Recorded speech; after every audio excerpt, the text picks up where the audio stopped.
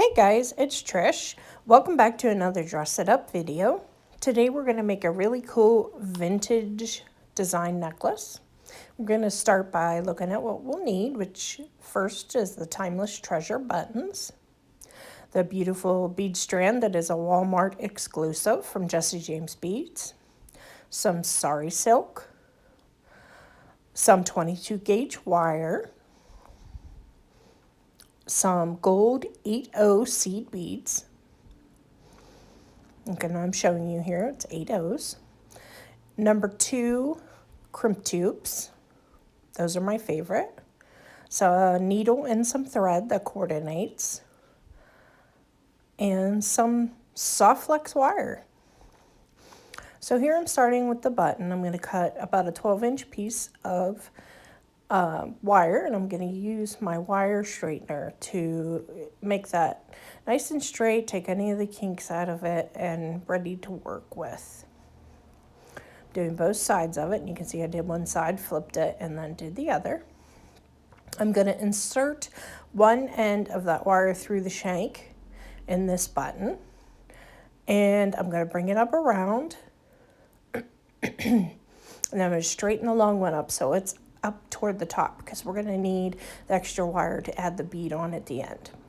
And what I'm doing here is I'm just pulling that nice and snug around that shank, and I'm rolling it around, pulling it around nice and snug, just going in circles and lining those wires up one after the other.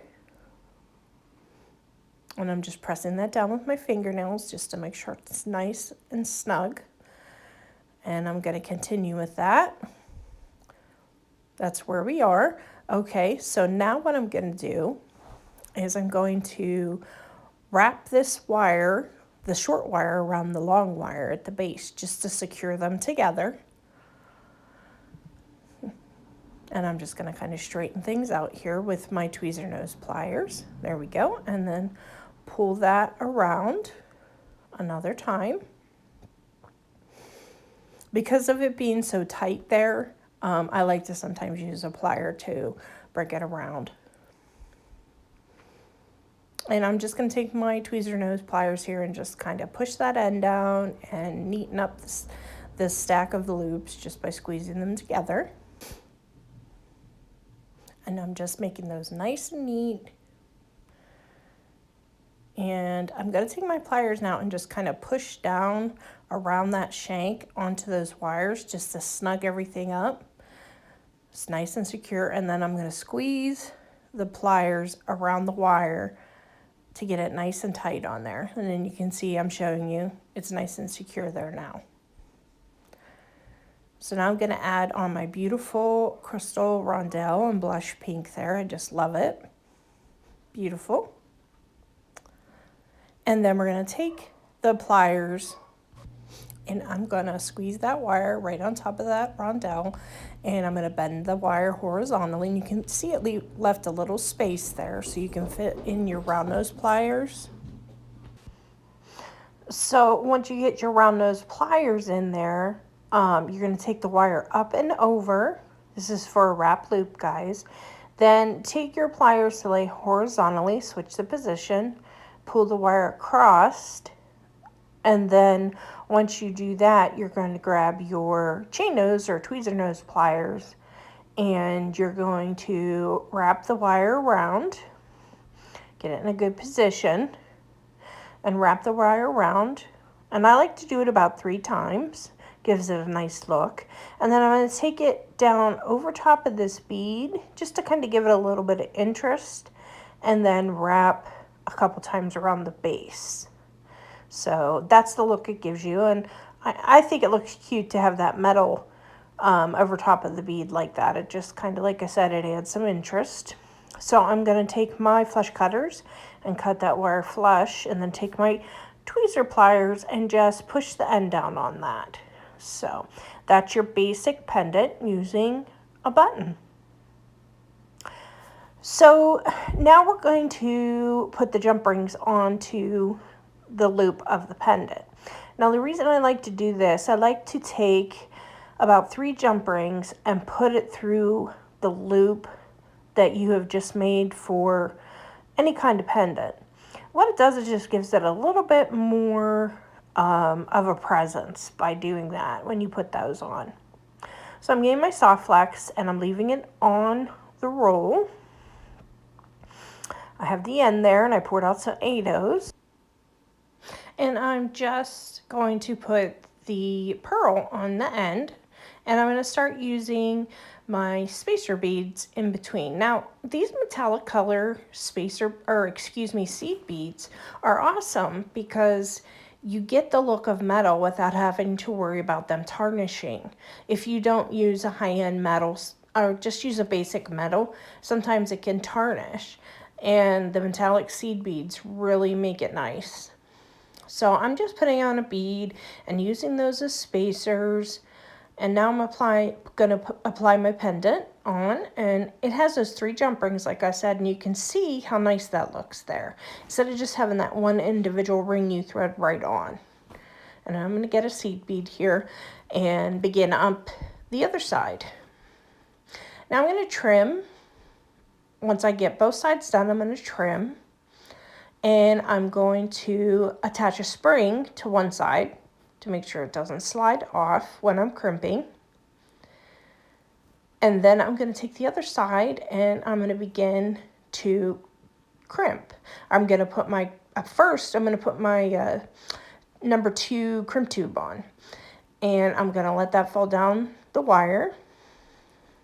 And then pull that up and put the end of my soft flex through the crimp. So now you have both wires going down, and I'm going to leave a larger loop because we're going to need that when we go to the next part, when we put our Sari Silk on. So I just give that a good crimp.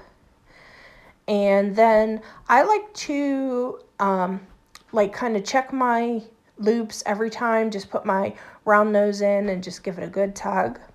And I also like to cut off the excess wire because really, in essence, what is it really doing? You know. So I'm crimping the other side as well, the same way with the larger loop in it. And now I have my Sari Silk. I'm going to cut that in half, the piece that I have there. And you can use any length to make the necklace to whatever length you want, of course. And I have my needle and thread. And what I'm going to do now is I'm going to take the end of the Sari Silk and put it through the loop the area that we just crimped, and fold it back over itself. Okay. And you can see I just put maybe about 1.5 inch piece or 1 inch piece back up through. Then we're going to take our needle and thread and we're going to begin to stitch that together. And we're going to put in a few stitches just to kind of get things steady and pulled together before we decide to put our button on.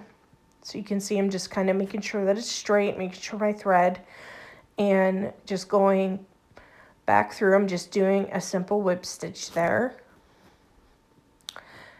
And you know, you can do this with the thread. You could also use wire and wire the button on. That would work just as well.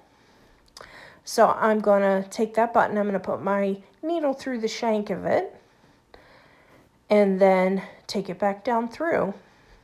Then we're going to go through that a couple times just to make sure that everything is held in place really well.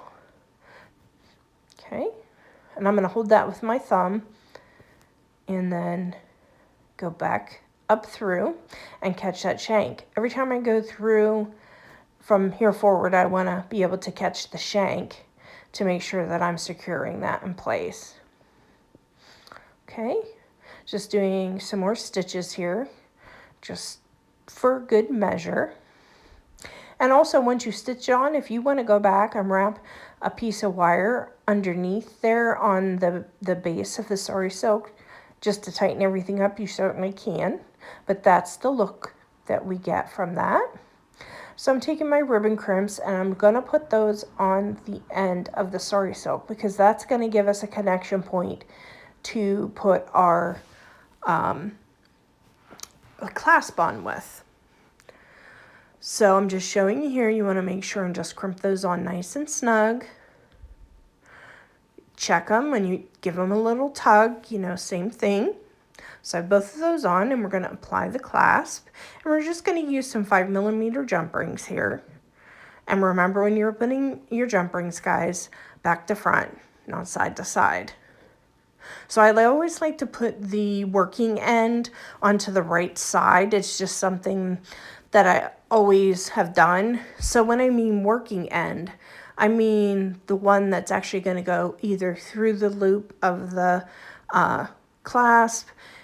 If you have a toggle clasp like this, if you have a lobster clasp, you're going to put the lobster clasp end on the right side. It just seems like it works for my clients better that way, and that's what everyone prefers. So I'm just applying the round part of the toggle clasp and hook that together. And then I will show you here what our necklace looks like. I think it came out really cute. So now that we've done our necklace, we're going to do another little project as a little bonus project at the end of this video. So I have two more really cute buttons that match the ones that we've sewed on. And I'm simply going to cut the shanks off the back of those buttons. Okay. I'm going to take an earring base. I've gotten these earring bases that have little loops on the bottom of them, so you can just glue on whatever. But I took some patina paint, gold patina paint, and just painted the actual loop color gold because it's the only part you're going to see. And it is a silver fixture, so I thought that would work great because all you're going to see in the front is that gold loop anyway. So I just used some super glue gel. As you can see, it's sticky. And I'm just centering that piece where I want it. And we'll have our loop there. I'm going to do that exact same thing to the other one. Then we're just going to take some head pins and a few seed beads and some regular beads. And we're going to make some dangles for the bottom of the earring. So I'm just going to put on a seed bead, one of the real pretty pearl-like glass beads, and another seed bead, and that's going to be our bottom dangle.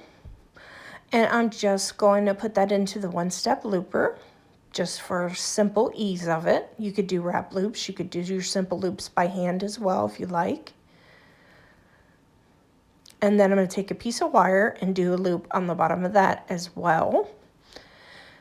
And I'm going to link in the bottom piece that we just made with our head pin. So that's going to give you some movement. I always recommend that when you do earrings to at least put a couple different parts on them to give a little bit of movement to each earring. So that way then, you know, it'll look really cute in the ear. When you move your head, they'll move and just really makes them cute. So I'm just putting some more beads on for that top one, and then I'm going to use the one-step looper and make another loop on the top there. And if you have a little seed bead or crystal there, you want to back off just a hair from the side of the looper so you don't crack your little beads there. And so that's hooked together, and now I'm going to open the top loop and just simply hook that onto the base that we created with the button. Close that loop, and there you have one earring done. I think they came out really cute. I definitely like the style of these to go with the necklace that we made. So that is it, guys. I hope you really enjoyed this video. I had a great time making it, and I'll see you in the next one.